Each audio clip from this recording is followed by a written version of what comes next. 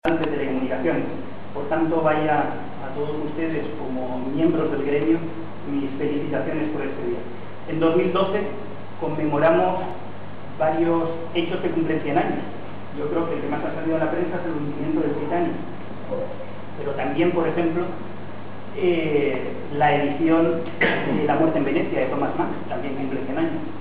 Y más como curiosidad, cumple 100 años también un librito que me encontré en un mercadillo de viejo en Salzburgo, que es este que traigo aquí, que luego les dejaré si quieren. Está editado en 1912 y en español.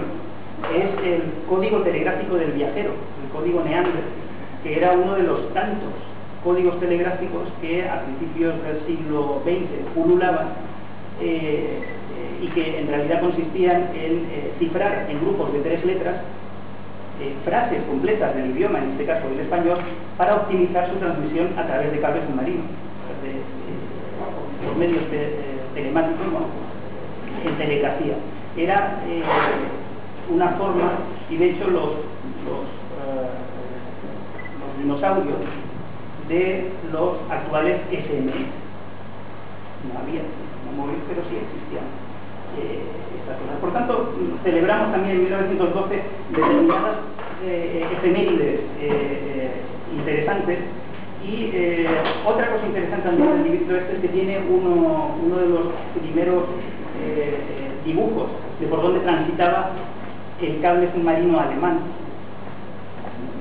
cuya propiedad tenía también el copyright del código telegráfico, y el cable transitaba por las Islas Canarias. Estamos hablando de un cable que se estableció, que se tendió en 1909 y que venía del norte de Europa hasta Canarias y luego seguía a Sudamérica. Es decir, ya en 1909 era un muy interesante nodo de comunicaciones, un ramal seguía hasta Monrovia, hay que decir. Ya en 1909 éramos un muy interesante, nodo de comunicaciones internacional intercontinental. No es el primer cable, que no era el primer cable, estamos hablando de 1909-1912, que pasaba por Canarias. El primero se estableció, se tendió en 1883 con un cable Gran Canaria-Tenerife, hubo también un Tenerife-La Palma, y a finales de 1883 se tendió el primer cable Canarias-La Península, aunque entró en funcionamiento en marzo de 1884. Es curioso porque estos datos he tomado de una tesis doctoral del Departamento de Historia de la Universidad de La Laguna, escrita por don Fernando de Ori, titulada Ciencia y Presencia Extranjera en Canarias en el siglo XIX, establece dice en el capítulo dedicado a telecomunicaciones, lo que digo es traído estos datos, las enormes dificultades administrativas que se encontró la compañía que tendió el cable. Qué curioso. Otra cosa que no ha cambiado en los últimos 100 años. Qué curioso. Bueno, en 1912, pues, Canarias ya era un nodo activo de telecomunicaciones. Ha llovido mucho desde entonces. Sigue siendo Canarias un nodo cada vez más complejo de telecomunicaciones entre continentes. Y además se ha convertido en una ávida consumidora de infraestructuras y servicios de telecomunicación. De hecho, la mayor consumidora de esta parte del Atlántico. Nuestra situación, nuestras peculiaridades administrativas y la realidad geográfica fragmentada imponen desde luego su huella, y su administración pública, el gobierno en el que Juan y yo estamos, es la mayor contratante de estos servicios en esta parte del Atlántico y la mayor inversora pública en esta infraestructura. Los números crudos relativos a telecomunicaciones en la administración pública canaria engloban cientos de kilómetros de fibra óptica de titularidad regional, incluyen 2 tramos de cable submarino, más de 30.000 líneas telefónicas fijas, más de 2.500 móviles, 68 estaciones de la red TETRA de seguridad y emergencias, todo ello con su correspondiente inversión, presupuesto de inversión y mantenimiento, siendo, como son cambiantes las necesidades, números cambiantes en el tiempo, ya que muy variables son también las necesidades tanto de la administración como de los servicios públicos que ésta está obligada a mantener. Y mantener también el paso tecnológico con el resto de la sociedad a la que sirve, aunque a veces la velocidad de la evolución tecnológica suponga un problema añadido. Quiero brevemente destacar 2 proyectos muy recientes del Gobierno de Canarias. la ampliación del cometido de la red monopropósito TETRA del proyecto RESCAN y su reconversión en una red multipropósito para atender la red de banda ancha inalámbrica más extensa de España, a través de la cual, usando la infraestructura ya existente de la red de seguridad de emergencias, 350 centros escolares dispersos en toda la geografía del archipiélago se enganchan a Internet de banda ancha a través de nuestra propia red corporativa, optimizando, por tanto, el uso de infraestructuras ya desplegadas en las islas. Este proyecto ha tenido tres retos importantes desde el punto de vista tecnológico: lidiar con nuestra imaginativa orografía insular, ampliar la red de transporte de emergencias sin cortes en un servicio por razones obvias de criticidad de la infraestructura, y evitar cortes en el acceso a Internet de los centros educativos, un proyecto tan bonito como estresante para el personal de la Dirección General de Telecomunicaciones y que ha sido implementado en tiempo récord. El otro proyecto en el que estamos inmersos es el del obligado ir con los tiempos, comenzar a poner en movilidad los procedimientos de la administración electrónica. El acceso a la información a través del móvil inteligente y de las tabletas está en plena explosión. En los próximos años se deben desplegar las nuevas redes 4G y los servicios ciudadanos que ofrece la administración regional deben ya dar el salto de la tecnología estática a la tecnología en movimiento. Los procedimientos en mi administración, la administración móvil, se deben imponer en breve, y el Gobierno de Canarias, con sus socios tecnológicos, ya está dando sus primeros pasos con la puesta en explotación este mes del portafirmas en movilidad. No quiero aprovecharme demasiado de la oportunidad que el decano del colegio me ha brindado amablemente para dirigirme a ustedes, pero tampoco quiero finalizar sin defender, más en esta época de restricciones de todo tipo, la necesidad de realizar inversión en materia de tecnologías de la información y las comunicaciones públicas, por ser inversiones, que no gastos, cruciales de cara al futuro. No llevar a cabo una inversión racional y eficiente implica poner en riesgo de obsolescencia en muy breve tiempo la gestión de lo público en todos sus aspectos: la administración pura, los servicios sanitarios, la justicia o la educación. No hay opción si queremos una gestión pública eficaz y que sea capaz de usar las mismas herramientas y los mismos canales de comunicación que utiliza la ciudadanía, potenciando además un sector que crea empleo de calidad. Privarnos de esta inversión necesaria para la modernización en todas las administraciones lleva a lo público a retroceder y a la sociedad, sin duda, a estancarse. Nos acercaría al siglo XIX, casi a la época anterior a nuestros primeros cables que decía al principio. De nuevo, mis felicitaciones, muchísimas gracias, decano, y muchas gracias.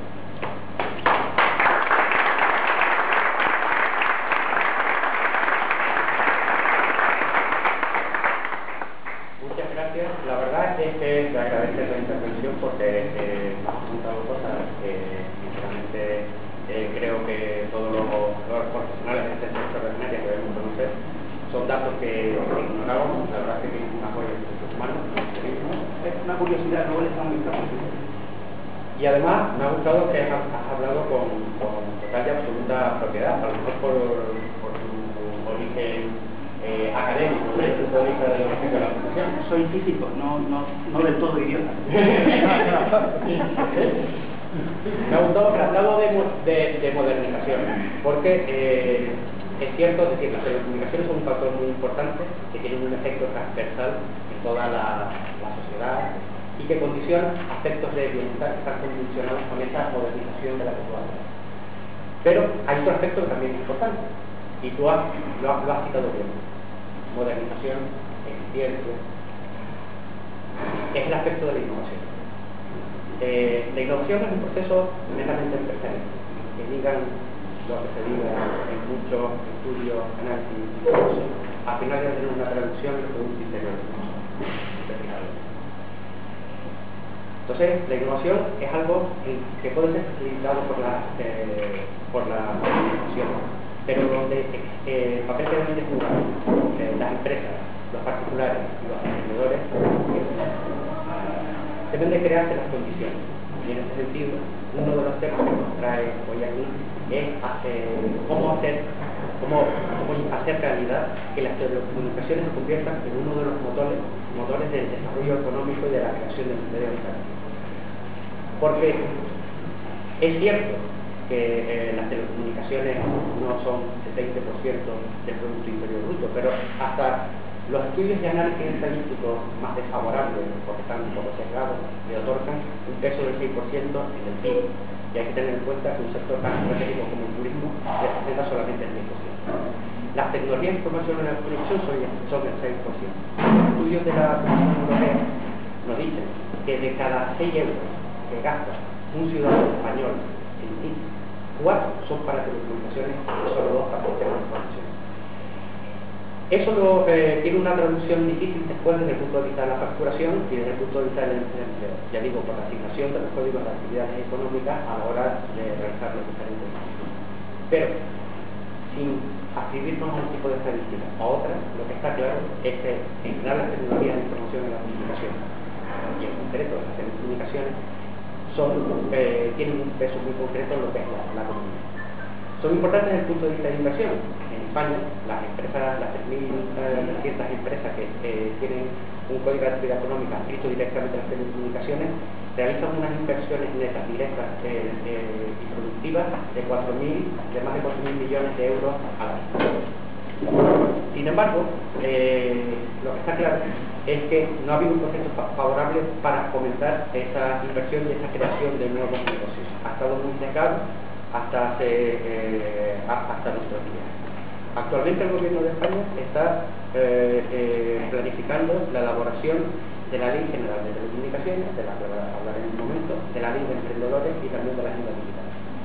En todos estos procesos, de una forma o de otra, colabora con la Secretaría de Estado de Telecomunicaciones, el Colegio Oficial de Ingenieros de Telecomunicaciones. En concreto, estamos presentes en el grupo de trabajo para la redacción de la Agenda Digital. La Agenda Digital pretendemos que no sea, como ha ocurrido con muchos documentos estratégicos a nivel europeo y a nivel nacional, verborrea, que esté vacía de contenido, con muy buenas palabras y con pocas medidas reales que sirvan para desarrollar el hipersector TIC y en concreto el sector de las telecomunicaciones. En este sentido, hablando de emprendeduría, de creación de empresas, de actividad económica, nosotros queremos hacer énfasis que aceptamos, por decirlo entre comillas, junto con mis más de compañías, es decir, la palabra de emprendedor y emprendizaje, como un estado intermedio hacia la creación de un verdadero empresario o un verdadero profesional y que genera actividad económica y que sea capaz de generar empleo. En ese sentido, estamos convencidos de que muchas de las medidas que se adoptarán en un futuro, obviadas también por la actual situación económica, tratarán de ser mucho más efectivas en cuanto a la posibilidad de conectar este capital humano y el conocimiento con la actividad económica. Esto tiene relación con la política que se desarrolla en el área de fomento de los parques científicos y tecnológicos. Y dentro de lo que es esa política, debemos tener en cuenta que es muy importante dotarnos de infraestructura, de recursos, de servicios que estén ubicados en un determinado lugar. Pero es fundamental llenarlo de una actividad que genere riqueza, que genere empresas, que se traduzca en ese incremento de PIB, en creación de empleo. Por ese motivo, nosotros hemos querido traer hoy con nosotros, y le agradecemos mucho su presencia, a Miguel Ángel Laguna, para que nos hable de la arquitectura en los modelos de centros tecnológicos. Hay distintas interpretaciones, pero nosotros creemos que es una buena oportunidad para que, al amparo de esta política del fomento del parque científico y tecnológico, se empiece ya a pensar, mientras se hace la construcción de estos edificios y de estas infraestructuras, cómo dotarlos de contenidos reales, que reviertan a la sociedad lo que la sociedad les da para que sus parques científicos y tecnológicos existan, con una inversión prevista aproximada de 150 millones de euros. Yo no quiero extender nada más, simplemente quiero decirles que todas las instituciones encontrarán siempre el apoyo del Colegio Oficial de Ingenieros de Telecomunicación. Queremos estar presentes en la toma de decisiones, en las discusiones, en los procesos de reflexión. Creemos que no solo debemos de hacerlo a nivel nacional, con nuestra colaboración con la Secretaría de Estado de Telecomunicaciones y Sociedad de Información, sino queremos, esta colaboración, incrementarla también con el gobierno de Canarias. Y ya sin más, doy paso a nuestro ilustre conferenciante, don Miguel Ángel Laguna. Gracias.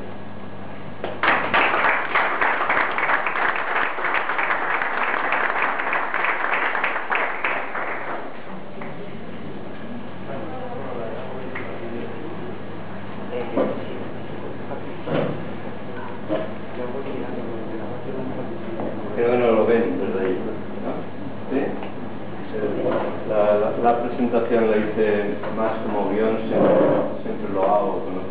todo lo que está puesto, voy a hablar de ello. Bien, en primer lugar,